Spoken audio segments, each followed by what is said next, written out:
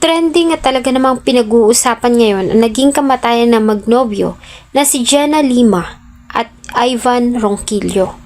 Natagpo ang wala ng malay si Gina ng kanyang nobyo sa loob ng tinitirhan nito noong November 6, 2025. Makalipas lamang ang ilang araw ay ang nobyo niya namang si Ivan Cesar Ronquillo ang sinugod sa ospital at diniklarang wala ng buhay. Ang patay ang ex-boyfriend na aktres at modelong si Gina Lima ilang araw matapos siyang pumanaw.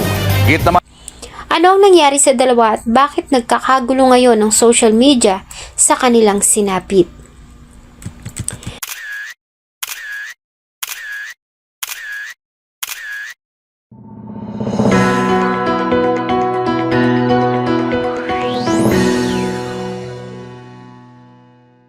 November 6, 2025 ng umaga ay mabilis na kumalat sa social media ang pagpanaw ng social media personality at Viva Max model na si Gina Lima.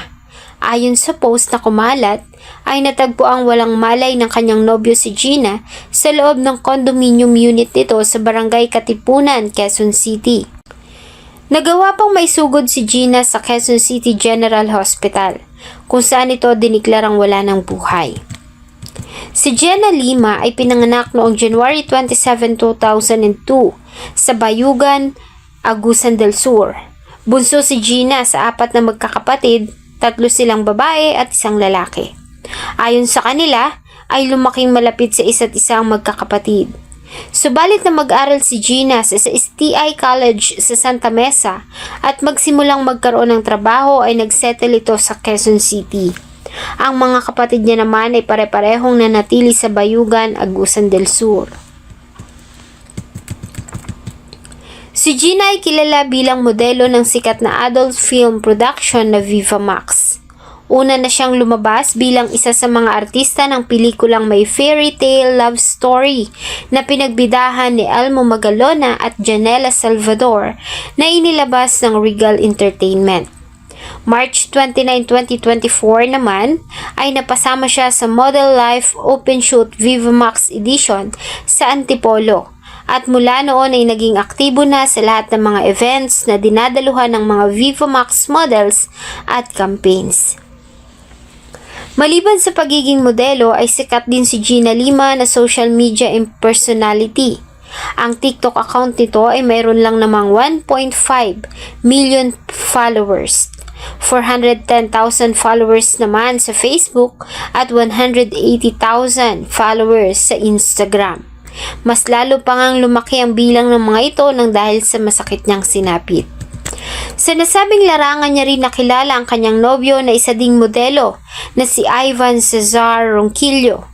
Isa din itong social media personality na may 34,000 followers sa kanyang Instagram, kung saan niya ibinabahagi ang kanyang mga pang-araw-araw na ginagawa.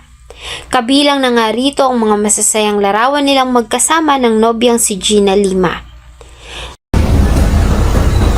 Ginagawa mo dito? Ginagawa mo dito? Dahil parehong mga social media influencer, ay marami ang nagulat sa nangyari sa dalawa. November 6, 2025, nang mapabalitang pumanaw na ang sikat na model na si Gina Lima. Ayon sa report, ay nakita itong unconscious o walang malay ng kanyang nobyong si Ivan sa condominium unit nito sa Barangay Katipunan, Quezon City. Nagawa pa itong isugod ni Ivan sa Quezon City General Hospital kung saan ito diniklarang wala ng buhay.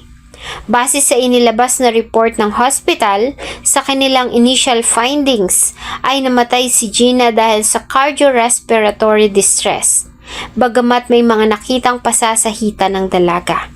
Mas lalo pang nagkagulo ang nang magsimulang sumugod ang mga kaibigan ni Gina sa hospital at sinisisi ng mga ito ang nobyo ng modelo na si Ivan. Ayon sa kanila ay namatay si Gina dahil sa pambubugbog nito, bagay na mabilis namang kumalat sa social media. Kabi-kabila ang lumabas ng mga post kung saan nakalagay dito na namatay si Gina Lima dahil binugbog ito ng nobyong si Ivan Cesar Ronquillo. Ang nasabing post ay agad namang pinaniwalaan ng marami at madami ang nang-bash at nagalit kay Ivan Ronquillo kahit na nga hindi pa lumalabas ang resulta ng autopsy. Dahil nga sa mga nabuong haka-haka at usap-usapan ay agad na nagsagawa ng investigasyon ang PNP para malaman kung nagkaroon ba ng foul play sa pagkamatay ni Gina Lima. Kabilang na dito ay pag-review sa mga CCTV footages sa building ng condominium. Nagsagawa din ang digital forensic teams ng pag-aaral sa phone activity ni Gina at Ivan. Maging ang team ng SOCO ay nagsagawa ng forensic investigation sa condo unit kung saan huling nakitang buhay si Gina. At mula roon ay nagawa nilang makarecover ng mga personal na gamit nito, mga gamot, handwritten notes at mga digital drafts. Kinabukasan naman ay pumunta si Ivan sa tanggapan ng PNP kung saan siya nagbigay ng kanyang statement tungkol sa nangyari sa nobya. Ayon kay Ivan ay wala naman silang problemang magkasintahan. Nagulat na lamang umano siya nang mapansing wala nang malay ang kanyang nobya. Sinubukan niya itong gisingin subalit hindi ito nagre-response. Nataranta siya at tinawagan pa ang kanyang ama para ipaalam sa mga ito ang nangyari bago niya dinala ang nobya sa ospital. Tinanggi din ni Ivan ang mga usap-usapan na binubugbog niya ang nobya. Sa katunayan, ayon sa kanya, ay mahal na mahal niya ito at hindi niya magagawa ang mga sinasabi ng mga kaibigan ni Gina. November 17, 2025, sa pahayag ni Quezon City Police District Criminal Investigation and Detection Unit Chief Police Lieutenant Colonel Edison Uwano, sinabi nito na wala silang nakitang anumang sinyalis ng struggle sa loob ng condominium. Wala ding visible marks sa katawan ng biktima at sinabi rin nito na ang mga report na kumakalat sa social media ay walang basihan. Kaya naman hindi nila matuturing na si Ivan Cesar Ronquillo ay isang suspect. Mas luminaw pa nga ang lahat ng lumabas ng resulta ng autopsy sa katawan ni Gina. Ayon sa autopsy, namatay nga ang modelo dahil sa cardiorespiratory distress. Ayon sa medical legal report ng Quezon City Police District Forensic Unit, ay nakitaan nila ng tubig ang baga ni Gina at congested din ang kanyang puso.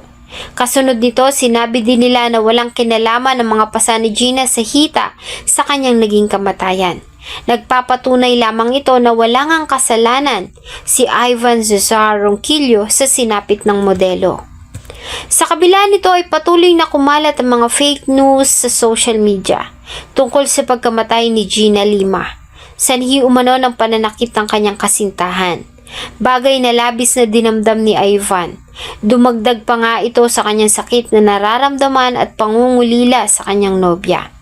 November 19, 2025 ay isa na namang report ang mabilis na kumalat sa social media. Sa pagkakataong ito, ang balita ay tungkol naman sa nobyo ni Gina na si Ivan. Ayon sa mga pulis, ay nakatanggap sila ng report tungkol sa pagpanaw ni Ivan Ronquillo. Natagpuan itong wala ng malay sa loob ng condominium nito, parehong lugar kung saan niya natagpuan ng nobya na si Gina. Nagawa pa itong isugod sa Quezon City General Hospital, subalit tulad ni Gina, dito ay dineklara din itong wala ng buhay. Gabi bago ang pangyayari, nagawa pang mag-post ni Ivan sa kanyang social media account. Dito ay binahagi niya ang mga masasayang picture at videos na magkasama sila ni Gina.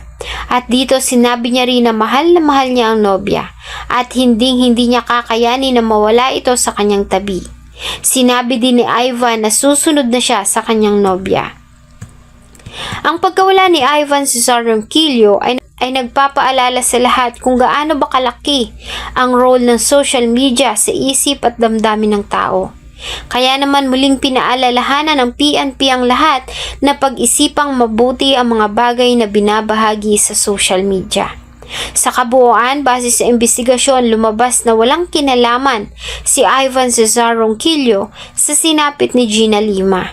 Subalit hinusgahan ito ng marami, bagay na nagtulak sa kanya para gawin ang masakit na desisyon para tapusin ang kanyang buhay.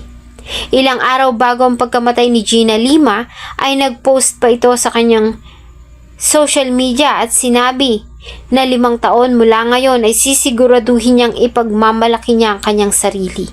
Nagpapatunay kung gaano kataas ang pangarap ng modelo.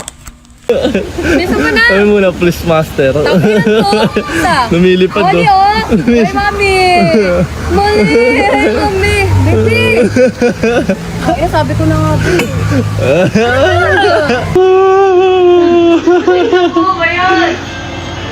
Sakto sa background music yan ah. Salamat po sa inyong patuloy na pagtangkilik sa atin pong mga videos. Huwag niyo pong kalimutang mag-iwan ng inyong salubin at suggestion sa atin pong comment section. Thank you so much po and see you on my next video.